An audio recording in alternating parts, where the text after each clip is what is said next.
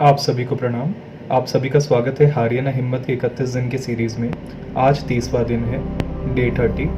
आज का टॉपिक है धर्म का सार तत्व। अस्त व्यस्त जीवन जीना, जल्दबाजी करना, रात दिन व्यस्त रहना, हर पल क्षण को कामकाज में ही ठूसते रहना भी मन क्षेत्र में बाहरी तनाव पैदा करते हैं।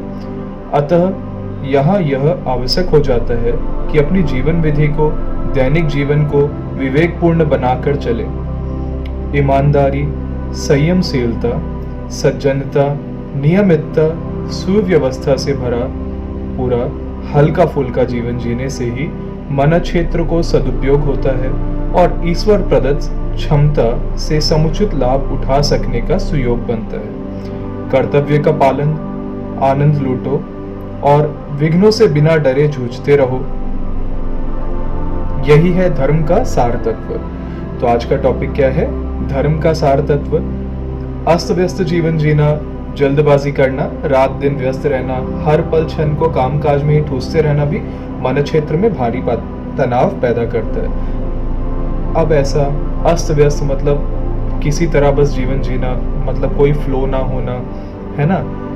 फिर ऑर्गेनाइज्ड मतलब ऑर्गेनाइज्ड लाइफ ना जीना। अस्त व्यस्त जीवन जीना मतलब आप ऑर्गेनाइज्ड लाइफ नहीं जीना आपका, ठीक है। जल्दबाजी करना मतलब हर काम में जल्दबाजी करना, संयमशीलता ना अपनाना, है ना। हर काम में बस जल्दबाजी, बस किसी तरह कर देना। जल्दबाजी का काम अच्छा नहीं होता है ना।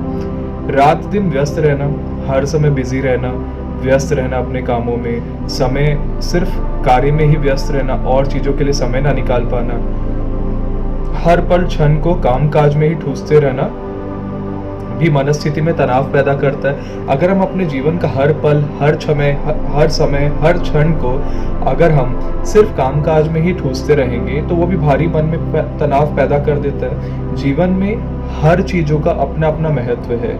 आराम का भी महत्व है, काम का भी महत्व है, स्वाध्याय का भी महत्व है। स्वाध्याय मतलब अच्छी किताबें पढ़ना, है ना, अपने को समय देना, प्रकृति के साथ समय गुजारना, एक्सरसाइज, योग, व्यायाम, ये सब अपने शरीर को भी समय देना, ये भी बहुत आवश्यक है। लेकिन सिर्फ हम अस्त व्यस्त जीवन जिए और अपना सारा काम सिर्फ सारा समय अपना सिर्फ कामों में ही लगा दे तो वो तो सही नहीं है। उससे क्या होता है, बहुत बड़ा मानसिक तनाव पैदा होता है ना।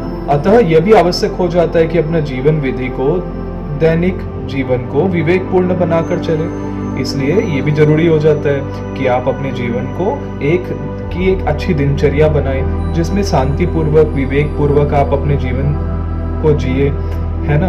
और जिसमें सिर्फ काम ना हो और चीजें भी हो, अपने लिए, अपने शरीर के लिए, समाज के लिए, है ना, अपने परिवार वालों के लिए, सबके लिए उसमें कुछ समय होना चाहिए। ईमानदारी, संयमशीलता, सज्जनता, नियमितता, सुव्यवस्था से भरा पूरा हल्का फुल्का जीवन जीने से ही मन क्षेत्र का सदुपयोग होता है, ठीक है। ईमानदारी के साथ जीवन जिए। हम क्या होता है ना, हमारी ऐसी आदत हो जाती है कि हम भाई सच बोलेंगे ही नहीं, ईमानदारी के साथ जीवन जिएंगे ही नहीं। हमारा काफ़ी बार ऐसा नहीं हो जाता, अगर कोई हमसे कोई पूछ भी रहा है कोई चीज़ कि इस वस्तु का क्या दाम है या ये कैसे किए, हम सीधा झूठ बोल देते हैं, है ना। हम ईमानदारी के साथ नहीं जीते। हम ऐसा भी तो कर सकते हैं उस जगह कि अगर कोई हमसे कुछ पूछे और हमें बताने का मन नहीं है तो भड़ा के बोलने से अच्छा हम बोल दें, उसको टाल दें उस सवाल को, या फिर बोल दें भाई क्या ही करिएगा, है ना, वो जान के, है ना। संयमशीलता, शांति के साथ संयम रख के जीवन जीना, ठीक है।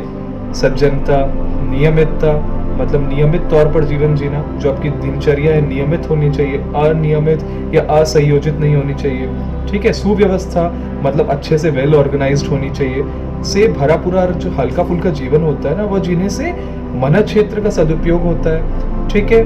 और जो ईश्वर से मिली हुई जो हमें क्षमताएं हैं उसका हम पूर्ण समुचित लाभ उठा सकते हैं, है ना। और क्या है, कर्तव्य के पालन का आनंद लूटो, ठीक है। कर्तव्य के पालन का आनंद लूटो। जो हमें कर्तव्य करना है वो तो करना है, अपने कर्तव्यों को करते चले, लेकिन अपने लिए जीवन में हर चीजों के लिए समय निकालते चले। काम के लिए भी, स्वयं के लिए भी, समाज के लिए भी, अपने मित्रों के लिए भी, परिवारजनों के लिए भी, है ना। अपने कर्तव्य को पूरा करते हुए जीवन जिए। सिर्फ कर्तव्य में सिर्फ अपने कामकाज में ही अस्त व्यस्त ना रहें और चीजों के लिए भी समय निकालें। अपने कर्तव्य, जो आपके दैनिक कर्तव्य, उनको पूरा करते हुए चलें और विघ्नों से बिना डरे जूझते रहो, है ना। और किसी से डरने की, कोई विघ्नों से डरने की आवश्यकता नहीं है। आप सर्वसमर्थ हो। अगर आप संयमशील, ईमानदारी और आपका सज्जनता, नियमितता, सुव्यवस्था का जीवन जिएंगे तो आपको हर विघ्न से आप बिना डरे आगे बढ़ सकते हो, है ना। यही है धर्म का सार तत्व। ठीक है, आज की बात समाप्त। ओम शांति।